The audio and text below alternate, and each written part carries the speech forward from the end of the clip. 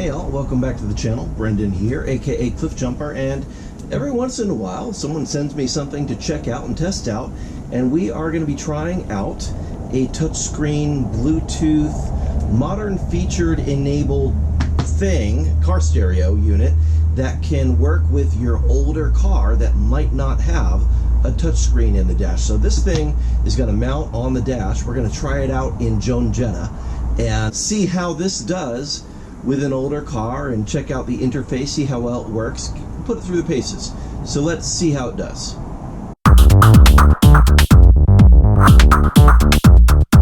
And we're going to do some unboxing here. Alright, here is the actual unit itself. It's got one of those protective films on it. I'll peel that off after I stick it in the dash. And it is a dash cam unit as well. So that's very helpful. Some good modern features. Looks like we've got the installation base that it goes on. That should go on there like that and then sit on top of the dash. Nice big screen. And what sort of accessories are in here? Looks like this would be the backup camera. So that's super helpful. Backup camera on a 20-year-old car that didn't have one. I think my daughter will really like that as she's driving her car. Awesome. This looks like a power supply that has a USB port in it, and this is a USB-C power. Yes, indeed, that will go right in there to power the main unit. And then we've got a 1 amp USB output. So that's all right. We can work with that. We'll plug that in and get things going. So that'll allow her to keep her phone charged. And since this will be doing the job of the phone display, the phone won't actually need to be on. So that should be sufficient to power the phone. What else do we have here? Oh, this is handy. Yes, I'm happy. This is a windshield mount for the unit. Great. I think we'll test it with this because this has a flat mount on it, and that would require it being pretty far back on the dash. Since the dash on many cars is curved, this won't work on every dash. It'll only work on a flat dash.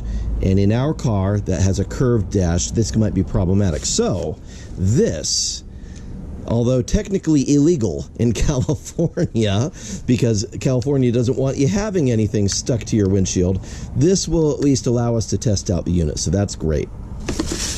And then we have, what do we have here? We've got an auxiliary connector, so we can run sound out from this into our existing car stereo via the auxiliary jack if we didn't want to use the Bluetooth connection. And this appears to be another, oh okay, I get it. So this would be a permanent base for this mount. If we want to put it back, this is probably going to be the ticket right here. That can work on this base like so. This can stick to the flat portion of the dash farther back on the dash. Great. So we've got everything that we need to really work well. And then, okay, looks like we got some other little set of screws and some sort of adhesive. So cool. We've got some good stuff to work with. I suspect that this probably, oh yeah, that goes with our rear view mounting. So we have both adhesive and screws to mount the rear view camera on the back of the vehicle. We'll find an appropriate place for that. Since we just had the trunk open, we know where we can mount this, and that'll be good. So lots of good stuff that we can use to get this up and running. Let's go do it. So the first thing we're going to do here is kind of look at our positioning of how we are going to mount the unit here. And what I have decided on is we're going to use the suction cup mount with this arm, and we are going to use the adhesive disc that we can attach to the dashboard right up here in the middle, because we do have a section of flat dashboard where this could go.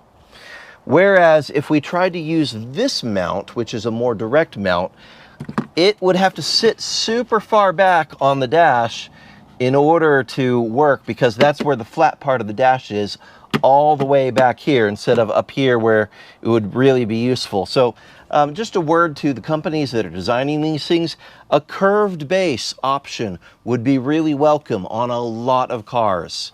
So either a sideways curve or a curve the other way. Either way, it would work really well to give us options. But for this application, this base won't work. So for this one, what we'll do is if I put this suction cup disc up here in the middle, that gives us pretty good positioning for the screen right about where we would want it. So we're going to go ahead, clean the dash with some alcohol, make sure that the adhesive will actually stick, and then we'll put the little disc there in place, and we'll continue with the installation. So we figured out kind of our ideal positioning for the disc. That's going to give us a good center line for where this unit can sit, right about there. I'll do some final adjustments, but right about there is where our disc is going to work. And we will clean the area underneath and place our disc.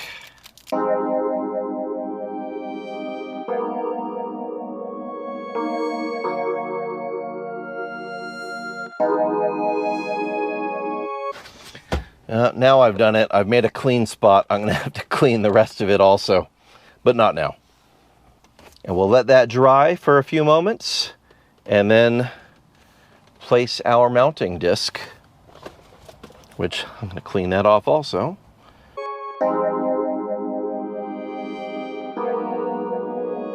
Now the highly observant will notice I have this magnetic phone mount right here in the center of the dash, because we've been using that for a while for my phone as I've been driving it.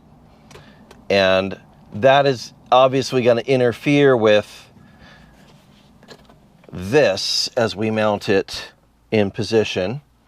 But I'm going to use it as part of our mounting ploy right now to just kind of give it some support. You don't have to do that. I think what I would normally do is remove this, and this would sit right on the dash itself so that it didn't need any additional support, but we'll just take advantage of that, and it'll sit out here a little bit, and that I think will work wonderfully. So our dash is dry. We will go ahead and recheck the position. Yep, that's good. Remove our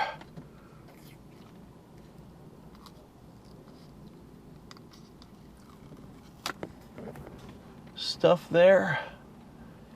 And there is our sticky flat surface.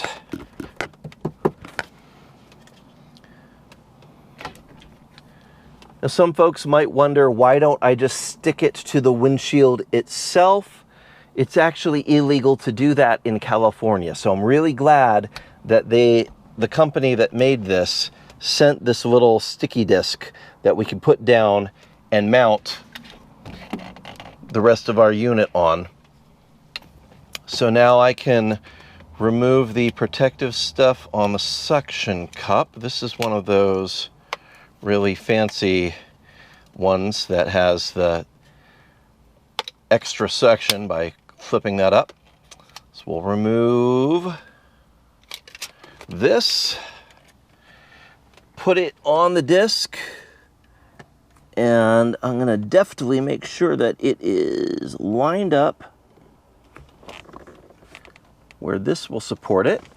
And then from the back side, I will press down and use the suction. And that's not lined up perfectly. You're going to try it one more time.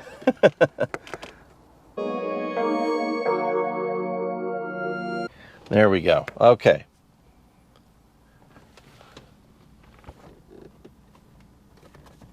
that gives us a pretty good position. And I'm going to use the adjusters on the back to tighten it down right where we want it. Okay, I'll go ahead and remove the protective layer there. Ideally, we would want to hardwire this for power, and this power option is okay. I mean, it's all right, but since I have already run USB power down here, what I would probably want to do is just run a USB-C down the same places. But for the purposes of demonstration today, we are just going to use the cigarette lighter power. And this is also very handy because you don't have to do a complete hardwire install. You can, but you don't have to. So we're going to plug that in down below, and I will run just the amount of wire that we actually need to plug it in up here, and we'll leave all the extra down below for now.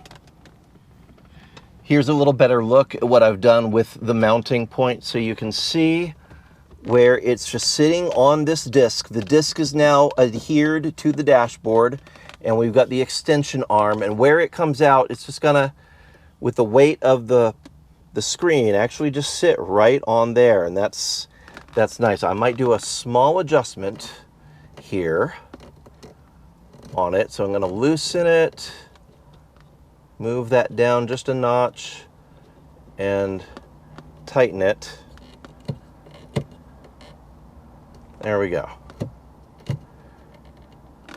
There's an adjuster here as well, so you can adjust forward and back. And the adjuster right here allows you to adjust the angle of the screen. Now, looking at the back side of the screen, we've got the dash cam that fits right there. You can see right on the top, that's where the power button is that we'll need to reach behind and hit. And here are where the SD memory card, the auxiliary sound input goes, where the USB-C power goes, right there on that side. So that is where we're going to access these things. After I have this in place, I will adjust the camera better, but we'll just kind of figure it's gonna, it'll look out kind of at an angle. We do need to take the protective covering off of that lens as well. So we've got that ready to go on. I'm going to go ahead and plug in the power before I mount it on the bracket, because it's just going to be less of a hassle to try to get it in place. And we'll try the Bluetooth connection first before we do try the auxiliary. But I will plug in the auxiliary cable also, just in case we need to use the aux.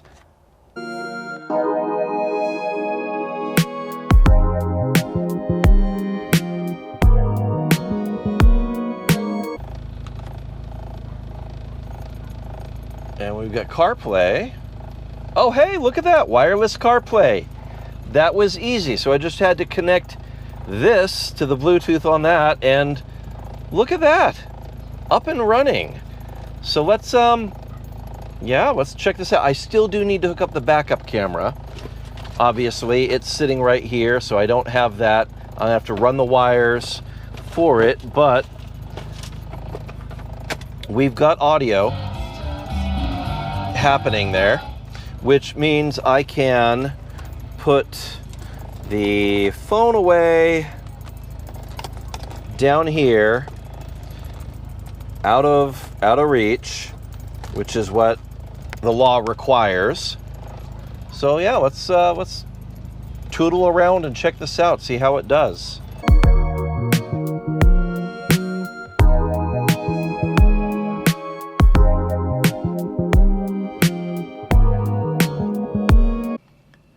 So one thing I've noticed about it right from the get-go is when I turn the car off, this does not turn off. So I'm actually going to have to reach behind and click the power button to shut it off.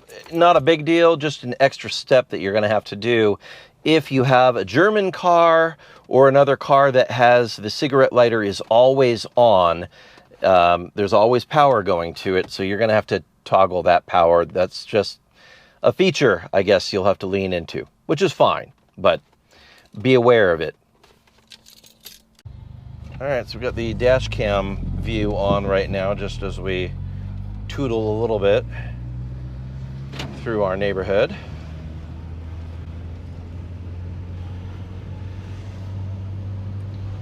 Do a little test record with it.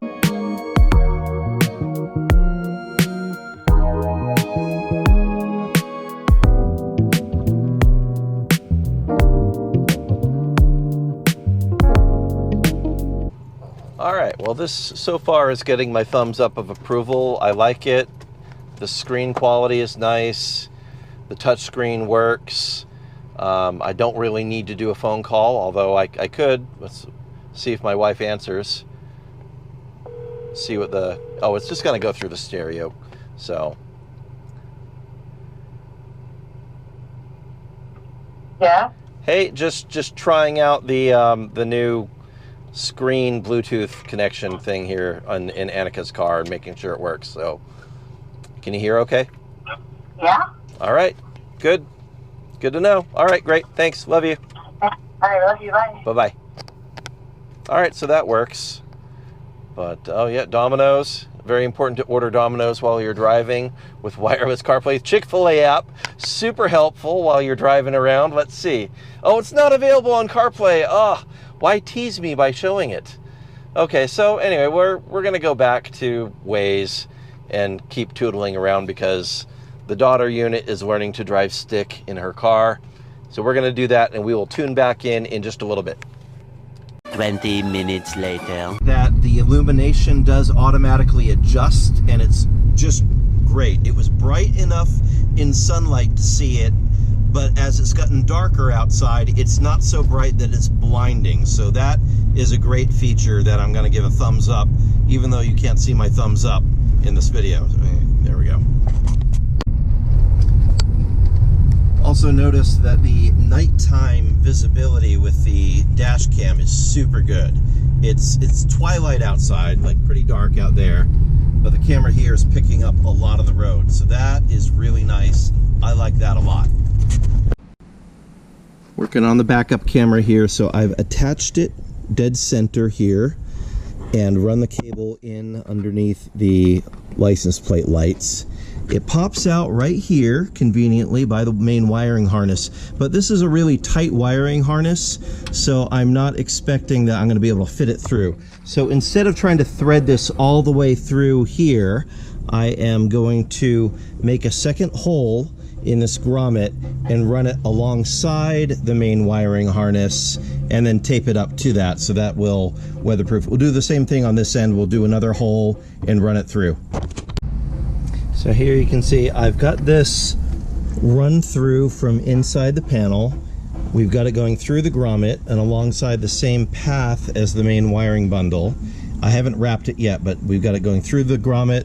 It comes out here and it will connect right there to our backup camera. So we're on our way, but I just wanted to show you this before I actually went and wrapped the cables for all this exposed stuff here. So I'll go ahead and put them in the cloth factory tape and secure them to this other harness. 5 minutes later. So there we go. Got the factory cloth tape wrapped around it, securing it, and it's going into the grommet, coming out of a grommet, so that should be good. And then it meets right here. Got it secured, so that should be good. We're going to go ahead and put the cover back on in here. The next step is this has to go to the reverse light so that it knows when to activate.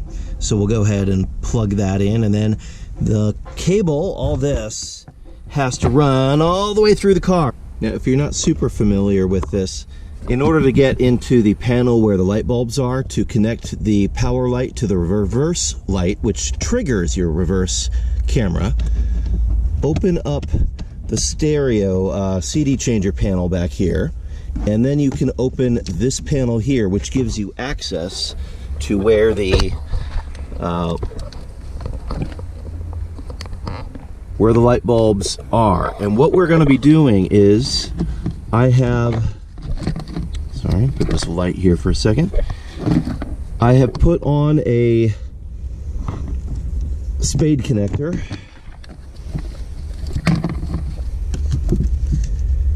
Put a spade connector on the trigger wire, and that is going to go right down here behind the reverse light itself. There's going to be a port. It's got two connectors coming out of it, and you're going to go onto the one that faces the inner side of the car. So it's just going to slide on there, and it should, boom, there we go. That just goes and connects in place, and just kind of fold it in. This panel will close, put it back underneath there, and you can close this up. And we're going to continue running this wire then through all that trim through the car. This panel here just pulls away slightly. It's clipped in place, and there's enough room in here for me to stick my grabby tool back through there, and that will allow me to grab the end of the cable back inside there. So I'll grab it and pull it through from there, and that will help me stake it through the rest of the car.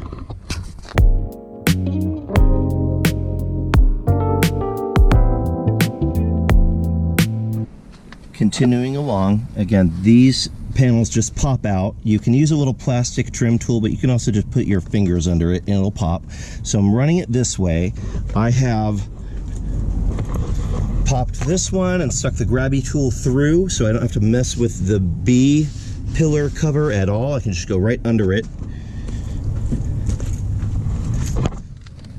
and grab it from right in there and pull it straight through. And we'll continue to work that cable along through the foot panel. Again, I'm going to use the grabby tool, so I do have to take off this panel to get the tool straight down through there and curve it around, and we'll pull it up and draw it through. So as little of the paneling as I have to remove, the better, but we'll remove whatever we have to. It all just pops out of place for the most part. Underneath here, there's some stuff that might have to unscrew, but I think there's enough room to just use the tool to guide it through to where we need it to go. Now, getting the grab tool to make this corner is a little tricky because it wants to go straight down and stop, but I'm using one of these plastic body pry tools, putting it underneath the panel from down here, and from there I can guide it as I press from up top, and that will help it get around that corner, get to where I can grab it from over here, and there we go. It manages the corner.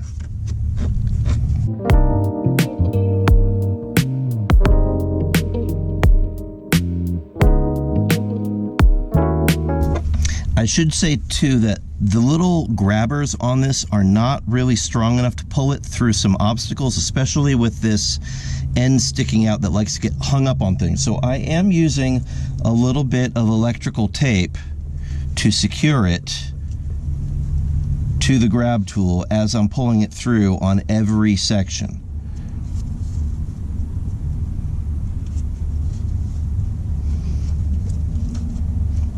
There we go. Now that should go through pretty easily.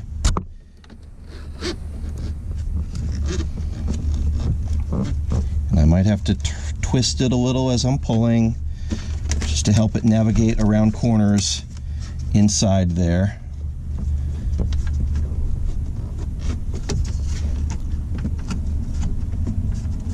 And there we go. So that has now made it through. I can pull the cable through. I'm actually going to put this panel back in its place and then pull the cable through so that I know that it's not getting stuck on stuff in that corner. I'm not going to tighten this panel until it's all the way through though.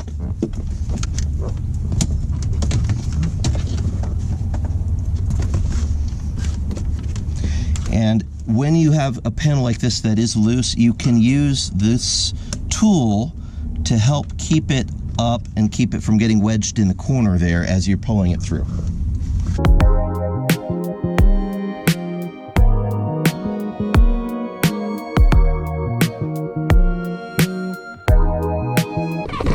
That trim is all happily back in place. This trim is all happily back in place.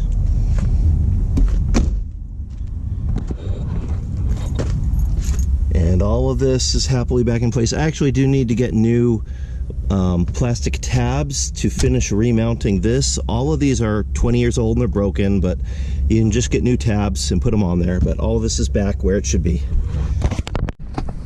Here's my master plan for hardwiring this. Instead of running the USB-C down messily over the dash and into the USB power supply down here, they have on Amazon and eBay a replacement for this blank for Mark IVs that has a USB in it.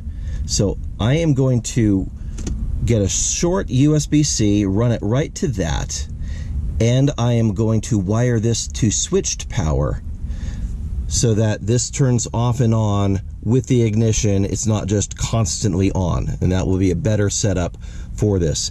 I am also going to attempt to run the reverse camera wiring straight through and have it pop out that same blank panel. So I'll drill a hole in that blank panel for it to allow the cable to come through when I have that USB.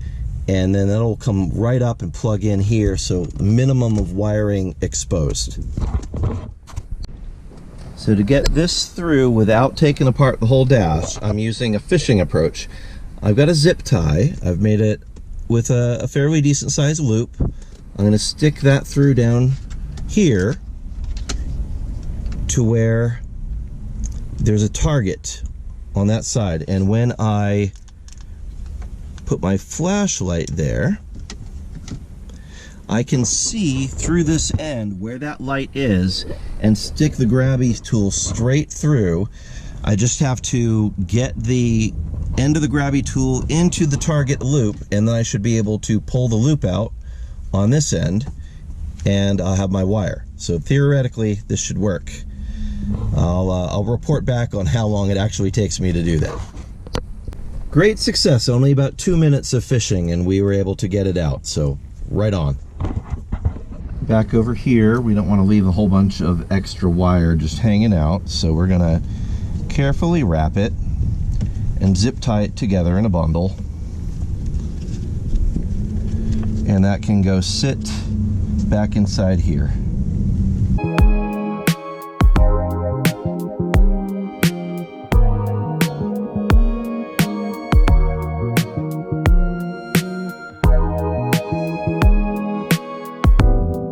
Now this, we're going to drill and cut a little hole in it so that I can put the cable through it. It's not going to be permanent because I am going to replace this with the one that has the USB, but for now I'd like there to not be a hole in the dash while I'm messing with this, so we'll do a little modification to it.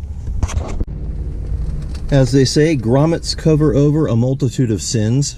So we have got the cable run through, plugged in through a grommet. This is our temporary install. Let's see how it works. So I'm going to go ahead and turn on the car. At least I'll turn the ignition on. Turn on our radio.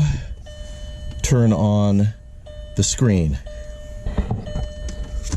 Wait for the beeping to stop. Maybe I'll just close my door. Alright, so we've got the radio connected now. We've got that. Let's see what happens when we put it in reverse. Yay! We have our backup camera. Now, I'm wondering if there is any adjustment on the backup camera.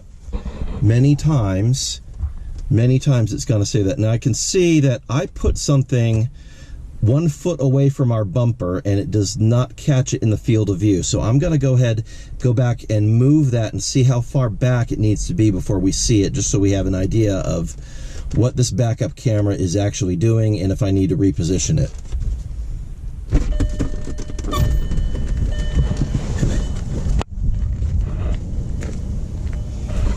So here is our Okay, I'm gonna move it. I've now got 2 feet from our bumper. Let's see. Okay, so it is actually showing up in the field of view now. So we've got about, to the end of that, that's about 3 feet to the end of our red zone. And I can live with that because my daughter's gonna be driving the car and I don't want her bumping into stuff. So that's gonna be super helpful. And if I shift it out at reverse, we should see it go back to its normal thing. Yep, so we do have success. Back in reverse, great. And let's go to our settings and see what we can find here in terms of adjusting. 5 minutes later. So I did a little bit of digging around and found actually I cannot adjust anything in here in terms of the rear view camera. It does not have that feature in this unit. So what you see is what you get with the rear view camera. You just need to do experimentation to find out how much room you actually have before impacting anything. And knowing this red zone I have on mine, where my particular camera is mounted, is going to give me X amount of room before I hit something. So again, I can live with that. My daughter's going to be driving the car. If I wanted to, I could adjust the angle of the camera downward a little bit, but really what I'm looking for here is for her to not back into stuff, so I'm okay with an extra margin of error here. And there you have it. This is this wonderful touchscreen, backup camera enabled, drive cam enabled, Android Auto and CarPlay wireless unit for your dash. So this is great for older vehicles that did not have anything that you could do like that. Now you could get a factory navigation for a 20-year-old Jetta, but it's going to be really, really bad. It's absolutely not going to have the backup camera feature or the drive cam feature or any of that. So this is really great to have a dash cam, all the features, be able to add it to an older vehicle that does not have this, and it's pretty inexpensive too. So I will drop a link in the description and you can check that out. I am going to say that it does have a few things that you need to be aware of. First of all, if you are using the power that goes directly from this to your cigarette lighter, it comes with the adapter for that. Whether or not it is on is going to depend entirely on whether your car cycles that power source off and on with the ignition. In a lot of German cars, this power's on all the time, which means if you just use that cigarette lighter power, you're going to have to go back here and hit the button and listen for the click sound. That means it's all the way off. So let's see if we can pick up the click. There we go. So now it's all the way off and it's not going to be draining my battery. The other solution is if you do a permanent install, which I plan to do, you want to run the USB-C power to a switched power source. And in that case, it will just turn off and on with your car as you turn off and on your ignition, and you won't have to worry about that. But it is nice and bright, which is great. I ran into one other challenge with this touchscreen unit, and that is if you drive with glasses that are polarized, like I do, then your polarized Ray-Bans or whatever you have, you're not going to be able to see the screen through this, because the polarizing filter built in here is opposite of what it ought to be for a car. Usually you want this to be a horizontal filter because your sunglasses have a vertical filter. But because this has a vertical filter built into it, when you put on your sunglasses, you cannot see the screen. Which means while you're driving, you're going to have to use sunglasses that are not polarized in order to see this. So that's really the only drawback I have found with this unit. I have Ray-Bans that are polarized, and I can't see this while I'm driving during the daytime because of that. So I have to switch to other glasses that are not polarized in order to take advantage of this. If you've got sunglasses that aren't polarized, no biggie, you can see it just fine. So that's really the only issue that I have found with this. It's got some good features for the price point. It's a really good size. It comes with a variety of different mounting options, so you can make it work in your car even if you do have a rounded dash. This bracket assembly that I can plant it back there where it is actually flat. That's a great feature. I'm really glad they included that. Or you could, attach it to your windshield if you live in a place where that's allowable. It's not in California, so this is a good feature to have here. Or if you do have a flat dashboard, just using the flat mounting surface, that's a real clean install that would get you there. All in all, I like this. I'm very glad to have it. My daughter is going to get a lot of use out of it driving this car. So yeah, thumbs up. Anyway, if this helped you out, if you liked this video, please hit like, maybe subscribe to our channel. And I say our, it's really me, my channel. I'm a one-man show. It helps me out with the algorithm and getting my videos out there. So if you wouldn't mind subscribing, it costs you $0 and it helps me a lot. God bless you. Thank you so much for tuning in, and we'll see you next time. Bye-bye. And on that terrible disappointment, it's time to say goodbye. We'll be back.